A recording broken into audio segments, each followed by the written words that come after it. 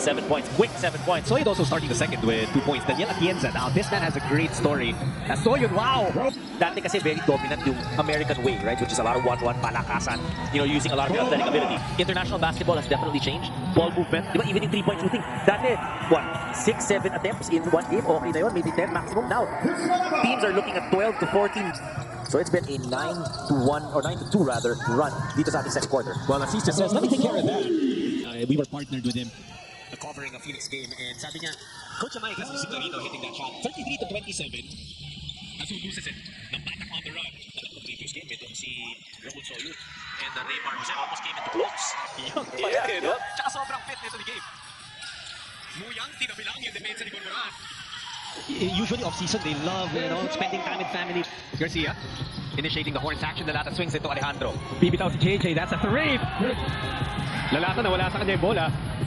And now it's the last two painters. Ildefonso leaving it up for Santillan. Good execution in transition. Tsaka ang dami ng fast break points talaga nitong Rain or Shine. You can see defensively itong Rain or Shine a little bit slower dito sa set na to for the last few minutes. Actually, it's their inside pala for Pheonix. That's only their second 3-point shooting. Palitan ng lamang dito in the second period. Rain or Shine with the steal, and when they get the steal, they really get off and running, but Ildefonso lost it. Alejandro trying to get sneaky. Nag-aabang-abang lang. Oh, and it's a 3! Picking up the intensity level. Garcia, siya naman. That's another one! Biglang bumilis rin kasi yung pace nito laro natin. Si Ildefonso. Half-court set for them.